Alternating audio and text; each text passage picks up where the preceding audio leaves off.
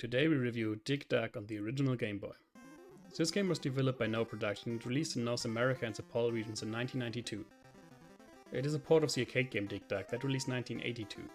This game showed me that Quest Fantasy Challenge for the Game Boy Color that we reviewed was from the concept just a cheap copy of Dig Dug. Dig Dug works in the same way. You dig around and kill all the enemies in a level, or, depending on the game mode, find keys in the level. You can kill enemies by letting heavy objects fall on them or by inflating them with air until they explode. That sounds like a horrible way to die. The presentation of the game is very simple. The dirt has some different textures, but that's about it from the difference between levels. There are only two kinds of enemies, and that's it. The background music is also repeating itself quickly, but it is getting faster during a level. The presentation might be close to the arcade, but it's nothing special. I give the presentation 1.5 out of 5 points. The gameplay is fine. You run around the level and kill the enemies.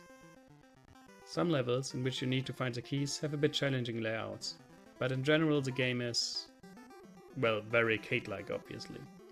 It works and it is fun, but not that much. I give the gameplay 2 out of 5 points. Let's get to the important question.